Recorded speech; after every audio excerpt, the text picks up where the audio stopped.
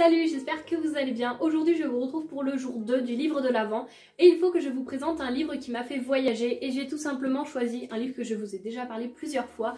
Il s'agit du livre L'histoire de Pi, c'est écrit par Yann Martel et c'est publié chez Gallimard Jeunesse.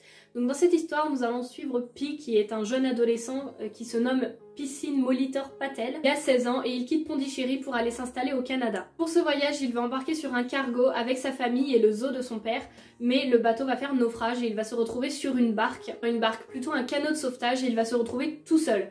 Mais pas exactement tout seul, alors seul dans les humains oui, mais il va se retrouver avec le tigre du Bengale qui faisait partie du zoo de son père. Et durant 227 jours, on va suivre Pi qui va tenter tout simplement de survivre déjà en pleine mer et qui va essayer de survivre avec ce tigre. Si vous m'avez déjà entendu vous en parler, vous savez que j'ai adoré ce livre. Déjà j'adore le film, je le trouve magnifique avec tous les décors et même tout ce qui est véhiculé. Je voulais vraiment découvrir le livre. Au départ je ne savais pas du tout qu'il existait un livre à partir de cette histoire et dès que j'ai vu qu'il en existait un, enfin qu'il y en avait un tout simplement, j'ai cherché sur Vinted, je l'ai trouvé. En plus j'aime beaucoup cette édition, il y en a d'autres mais j'aime moins.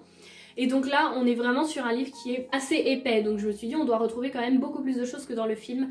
Et effectivement dès le début on a plein de choses, de questionnements notamment sur les religions de Pi, sur dans quoi il veut s'orienter, sur plein de choses. La question du zoo, les animaux, est-ce qu'ils ont vraiment à être dans un zoo, sur ce qu'il veut manger, est-ce qu'il veut manger de la viande, est-ce qu'il ne veut pas, pourquoi, enfin quelles sont ses convictions, ses idées, ses valeurs. Et dès le début et même tout au long du roman, on a plein de questionnements et de remises en question que je trouve vraiment très intéressantes. J'ai trouvé qu'il y avait, je ne dirais pas des longueurs parce que ce n'était pas long à lire, mais on avait des moments qui étaient très longs à lire, c'est-à-dire qu'on avait beaucoup d'explications, mais que j'ai trouvé vraiment très intéressant. Je pense qu'on peut qualifier ce roman d'initiatique, puisque déjà, Pi, il apprend énormément de choses.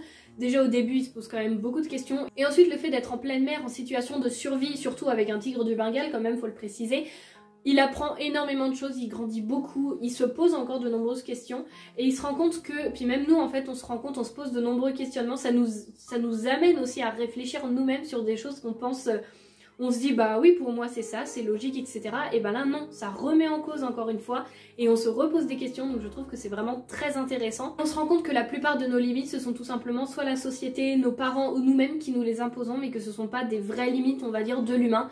Et que quand on est en situation de survie, les limites changent, la façon de penser change, la façon de voir les choses. Et je pense que si on vit ça une fois, après, on ne vit plus pareil. On retrouve vraiment une émancipation de la part du personnage et je me suis parfois même retrouvée avec lui, j'avais l'impression d'être en pleine mer.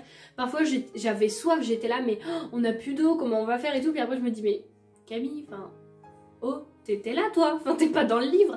Et j'ai trouvé ça juste génial parce que c'est pour ça que je veux le classer dans un livre qui t'a fait voyager, parce qu'il m'a clairement fait voyager avec ce personnage sur l'île sur l'île qu'il rencontre, avec les animaux qu'il rencontre, ses habitudes qui changent parce que vivre avec un tigre, c'est pas pareil que vivre tout seul ou avec sa famille. Voilà pour aujourd'hui, pour le jour 2, j'espère que cette petite vidéo vous aura plu, que si vous ne connaissiez pas encore ce livre ou même le film, vous allez vous laisser tenter parce que franchement, il est magnifique, le film est un chef-d'œuvre et le livre est vraiment très beau, il y a plein de connaissances et de choses qui sont véhiculées.